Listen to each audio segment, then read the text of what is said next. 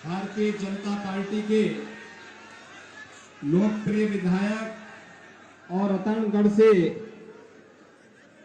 लोकप्रिय प्रत्याशी श्री अवनीश महर्षि जी,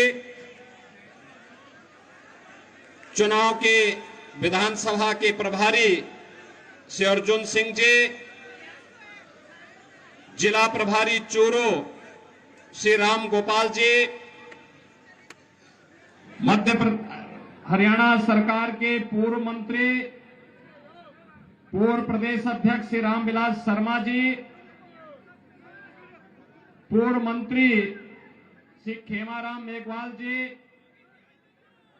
पूर्व प्रधान श्री संतोष तालड़िया जी, पूर्व चेयरमैन श्री शिव भगवान कंबा जी, भागीरथ सिंह राठौर जी, बजरंग गुजर जी, हिम्मत सिंह राठौर जी, जगजीत सिंह जी, सिद्धनाथ आश्रम के पूज्य महंत योगी चेतन नाथ जी, पूज्य संत जन और रतनगढ़ के मेरे सभी उपस्थित भाइयों और बहनों, 5 वर्ष पहले मैं आपके पास आया था और भाइयों बहनों तब भी मैंने आपसे अपील की थी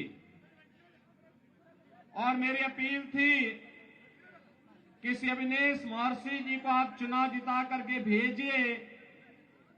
अगर राजस्थान में डबल इंजन की सरकार बनती है तो भाइयों बहनों हम राजस्थान के विकास में योगदान देंगे, अन्यथा केंद्र की सरकार और उत्तर प्रदेश सरकार आपकी भावनाओं के साथ सम्मान के साथ कार्य करेगी।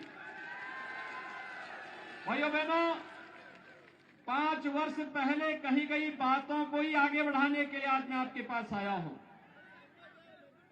ये श्री अवनीश महर्षि जी का ही स्नेह है कि मुझे यहां पर फिर से आने का अवसर प्राप्त हो पाया है।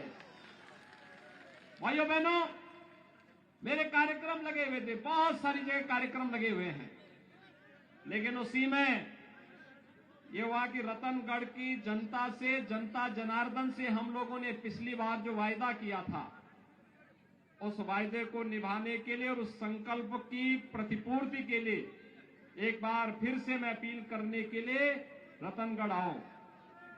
रतनगढ़ का गोरखपुर से और उत्तर प्रदेश से बहुत अभिन्न संबंध है और भाइयों बहनों उसी परंपरा को आगे बढ़ाने के लिए आज मैं आपके पास आया हूं। पिछले 5 वर्ष में राजस्थान में जो कुछ हुआ भाइयों बहनों ये पीड़ादायक है। राजस्थान की कांग्रेस नेतृत्व की सरकार जनविश्वास खो चुकी है।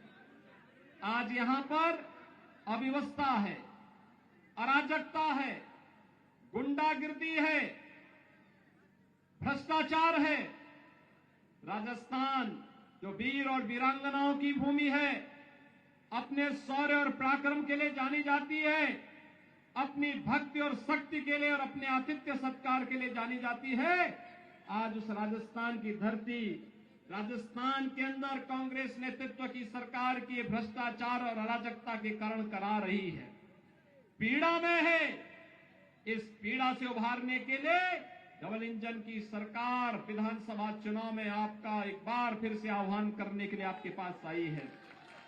भाइयों बहनों हम सब जानते हैं एक और भारत, नया भारत प्रधानमंत्री मोदी जी के नेतृत्व में बन रहा है। ये नया भारत दुनिया में सम्मान बढ़ रहा है।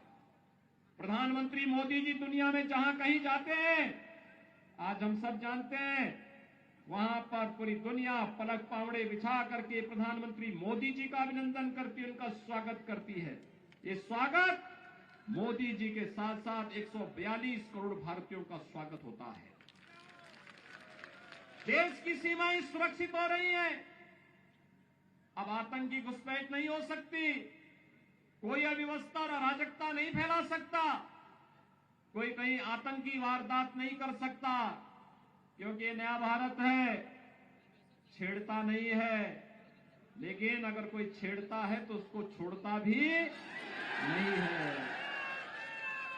ये नया भारत है और और इसी नए भारत का एहसास कराने के लिए भाइयों बहनों, आपका तो मैं अभिनंदन करूंगा कि आपने यहां से महर्षि जी को चुनाव जिता करके भेजा। लेकिन भाइयों बहनों, अगर पूरे राजस्थान में जनादेश मिला होता तो ये पीड़ा नहीं होती। आज राजस्थान कहां जा रहा है? एक तरफ केंद्र सरकार प्रधानमंत्री मोदी जी के नेतृत्व में भारत विकास के नित नए प्रतिमान स्थापित कर रहा है।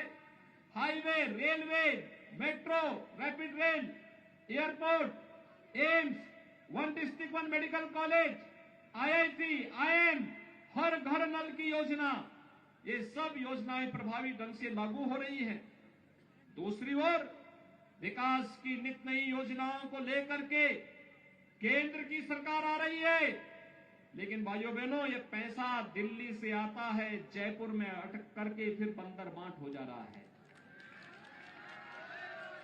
भ्रष्टाचार में राजस्थान नंबर 1, महिला अपराध में नंबर 1, साइबर अपराध में नंबर 1, डीजल और पेट्रोल पर वैट लेने में नंबर 1, बिजली की दरों को बढ़ाने में नंबर 1, और यही नहीं, महंगाई इंडेक्स में भी नंबर 1, और युवाओं के जीवन के साथ खिलवाड़ करते हुए पेपर लीक की सर्वाधिक घटनाएं राजस्थान में हो रही है। हर मोर्चे पर विफल है सरकार। यहां पे माफिया पनप रहा है, खनन माफिया, भू माफिया, वन माफिया, पशु माफिया, संगठित अपराध में संलिप्त माफिया। और इसी माफिया के लिए भाइयों बहनों, हमने उत्तर प्रदेश में बुलडोजर बनाया है। बुलडोजर,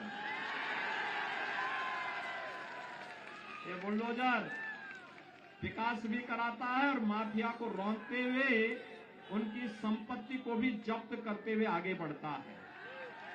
और इसीलिए आज आपके पास आया हूं। भाजपा की सरकार गरीब कल्याणकारी योजनाओं का काम किस रूप में प्रधानमंत्री मोदी जी के नेतृत्व में किया है, किसी से छुपा हुआ नहीं। जो काम 55 वर्षों में कांग्रेस नहीं कर पाई, मात्र 9 वर्ष में 4 करोड़ गरीबों के लिए मकान, 12 करोड़ गरीबों के घर में शौचालय, 4 करोड़ गरीबों के घर में बिजली के निःशुल्क कनेक्शन, 9 करोड़ 60 लाख गरीबों के घर में उज्ज्वला योजना के रसोई गैस के कनेक्शन, 7 करोड़ गरीबों के घर में हर घर नल से पानी, और भाइयों बहनों 12 करोड़ किसानों को, अन्नदाता किसानों को प्रधानमंत्री किसान सम्मान निधि का 6,000 रुपए हर वर्ष उनके खाते में जा रहा है। 50 करोड़ गरीबों को प्रधानमंत्री आवास योजना का लाभ भी मिल रहा है। और भाइयों बहनों 80 करोड़ गरीबों को फ्री में राशन कोरोना कालखंड में तो मिला, अगले 5 वर्ष तक प्राप्त होता रहेगा। ये प्रधानमंत्री मोदी जी का वायदा है। भाइयों बहनों, कांग्रेस होती तो क्या वैक्सीन आ पाता? कभी नहीं आता। कोरोना का वैक्सीन कभी नहीं आता। और आपने अविनेश महर्षि जी को पिछली बार चुनाव जिता के भेजा, अकेले जनप्रतिनिधि जो जनता जनार्दन की सेवा में जान की परवाह के बगैर कोरोना कालखंड में कार्य करते रहे, लगातार लगे रहे, कांग्रेस की अराजकता के खिलाफ जूझते रहे। और इसी जूझने का परिणाम है जो आपका संकल्प था। 2018 में हम लोग आए थे, कुछ संकोच कर रहे थे कि पता नहीं आगे क्या होना है। और भाइयों बहनों, इस बार हम आके आए हैं। पिछली बार हमने जो कहा था, रामलला हम आएंगे, मंदिर वहीं बनाएंगे, बन गया ना? बन गया है ना? अच्छा मुझे बताओ, रतनगढ़ से कितने लोग अयोध्या आने के इच्छुक हैं? 22 जनवरी के बाद कितने लोग चलेंगे? भाइयों बहनों, मैं आपसे यही कहने के लिए आया हूं, आप अविनेश महर्षि को एक बार फिर से जयपुर विधानसभा भेजिए। अपना आशीर्वाद रूपी वोट कमल चुनाव चिन्ह पर उनको दीजिए। और 22 जनवरी को प्रधानमंत्री मोदी जी के कर कमलों से 500 वर्षों के बाद रामलला अपनी जन्मभूमि पर फिर से विराजमान होने वाले हैं।